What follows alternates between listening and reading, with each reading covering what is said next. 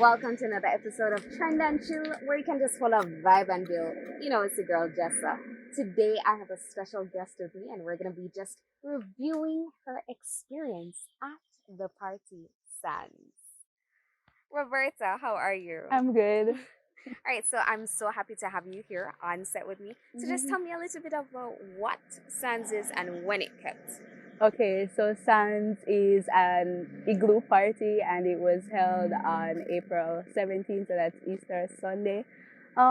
It's basically, people dressed up in their bikinis and so forth, and you go and you bring your liquor, your juice if you're not drinking liquor, and your whole vibes. So yeah, that's it. Okay, all right, cool. You know, so I know a lot of parties are happening, especially that weekend. So what made you pick Sandz?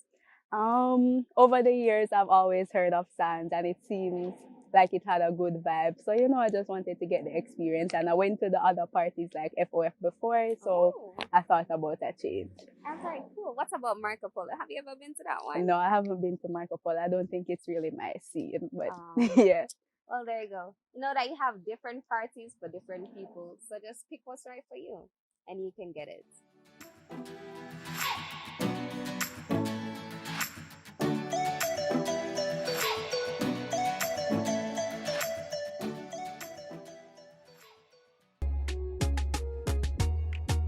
Welcome to In the Know. I am Trishanna ArcherThompson, the host for In the Know segment. This afternoon, we're joined by noted Public Relations Officer, Miss Khalia Johnson, Associate PRO of United Students Movement at the Northern Caribbean University Department of Communication Studies.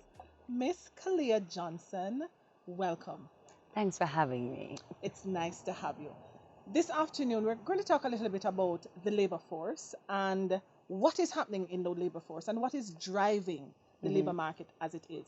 In 2017, there was an informal assessment done amongst the private sector employers, and they spoke in terms of soft skills and technical skills, and their choice was in fact soft skills over academic skills, which is interesting. And at the university level, persons think that, soft skills is not necessarily important or not necessarily relevant. Well, some persons, let me not generalize, some persons think that soft skills is not important and that it doesn't in fact drive the labor force in Jamaica.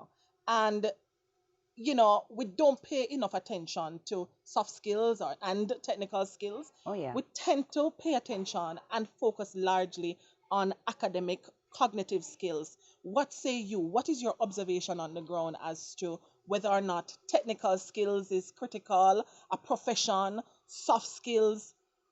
What is it giving?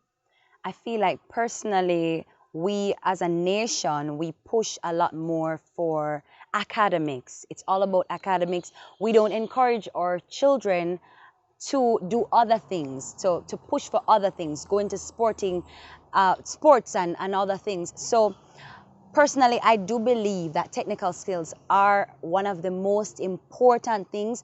We see now that people actually realize that, hey, these things are important. So they're pushing for university students to develop a skill. They want you to go to heart. They want you to do these things. And in truth and in fact, you function better in the working environment when you have a skill, because you focus so much on academics that you cannot function outside of a theory. You cannot. And so in that same order, technical skills, soft skills, then we look at the academics, because in truth and in fact, you graduating with a magna cum laude does not mean that you get a job. So definitely technical skills, definitely skills in general over academics. And it does add to your marketability. Oh, yes. When you in fact at the university level know academics and technical skills as well, because in truth and in fact, what we're seeing now, it is so difficult to find just a plumber. Yeah. A mason, even if in fact you get a mason to do any job at your house now, they're probably juggling 27 other work. And then it takes almost an entire month to lay 7 blocks. So we know now that persons that have skills and vocational skills, they are in great demand. But now a university student, also Khalia, Um, would you leave university now, stop what you're doing, and go and take up a skill? Of course. I would have said it to my mother already. I love cake baking. That is my passion.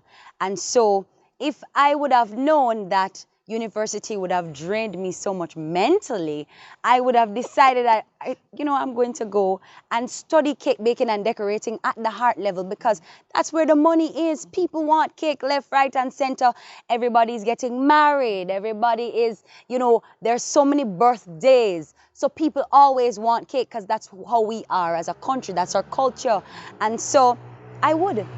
And not to take away from tertiary level institutions and academia, but I am saying my personal view is that you should endeavor to try and get a skill as well as learn the theoretical aspects Of of course. academia. I see academia as just the bookwork and the cognitive development, but we're not seeing the technical vocational skills as a part of academia.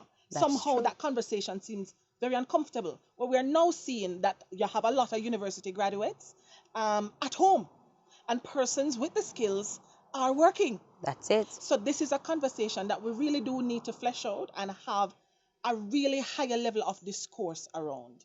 That is Now true. we're going to leave the labor force onto what is happening in the social realm and what everybody is talking about. We hear the slap of the century. Oh, yes. Will Smith got up on the Oscar stage Hmm. and shot Chris Rock with a box that was heard across the entire world in the 2022 staging of the Oscars. Now, who do you see as the victim? Is it Will? Is it Jada? Or is it Chris? Genuinely, I have no idea because of where the media is turning it. Chris is on the down low. We haven't heard anything from him, and that makes him less of the victim considering he has no animosity towards anybody, quote unquote, considering he did not comment.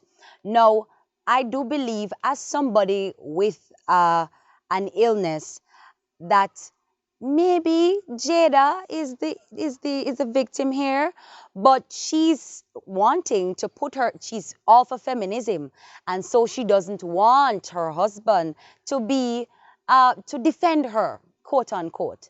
And we see where on the other end, Will would have had to take a blunt from a lot of things. Remember the story last year with And it's August. almost August, we're in April. Oh yes. So that conversation will take another turn in the month of August. Now, I hear you saying that it is perceived that Jada, sorry, is the victim. However, look at the standpoint of Chris. He was the one who was slapped.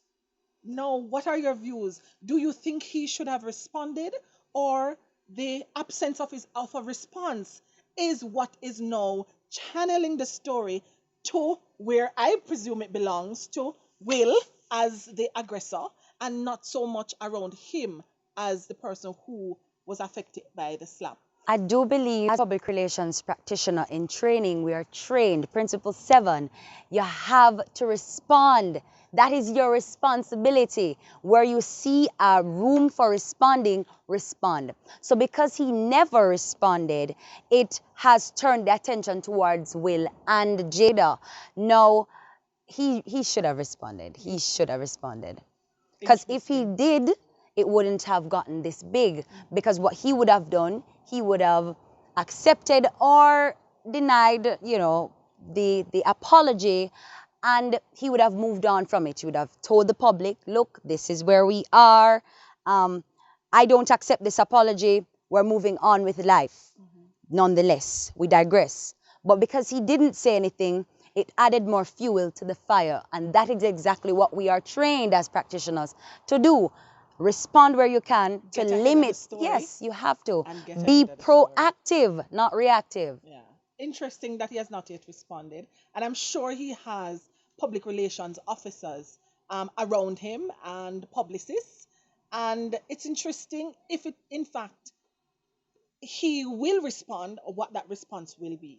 So we're looking forward to that. Now we're going to Definitely. journey across the Atlantic now, and we're heading to Ukraine.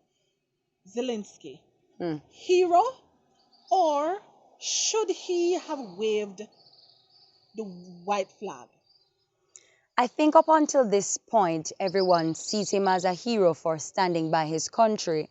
However, as a leader, you have to know, use your discretion to know when to stop. And it has come to a point where it has caused catastrophic devastation and damage to not just the country, but also the mental state of his people. They are east, west, north, and south. Anybody who can take in some Ukrainians are called to take in some. So I feel like what is right now, especially since it has been dragging on for over a month, is he should really stop. And also on the Ukraine matter, we saw snippets of racism. Mhm. We're not happy, but we saw snippets of racism. And it is now a fact that we saw some aspects of the Ukrainian public showing, that they are not necessarily liking blacks. Hmm. And it's a very uncomfortable conversation to have because here we are as, brothers and sisters across the world wanting to support, want to give and lend our support. But then we saw this footage. And for me, it took me back because I'm like, no, maybe you need to fight your own war. But that's me. What says you? Really and truly, I feel as though being the bigger person takes a lot. And everything affects us in the long run. Because we saw that with COVID-19, where we thought, oh, China's all the way over there. It will affect us because we see the blunder because Russia controls so much of the world's oil. So in being the bigger person, if you need help, we're going to help you. Because the fact of the matter is that racism has always existed. And even if you go to America for travels or wherever, you are going to be met with it. What are you going to do? Are you going to turn back and go home? No, you're going to live your life and you're going to stand up for it. And if help is needed, help.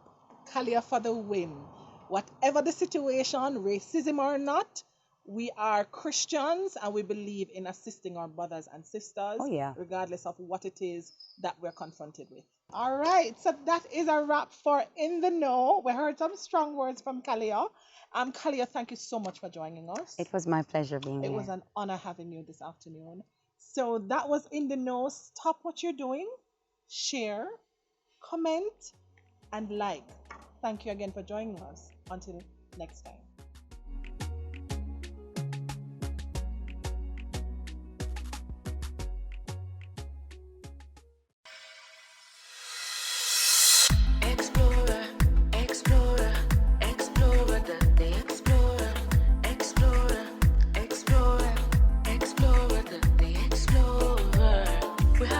And the vibes, we have the information that will help you ease your mind, yeah.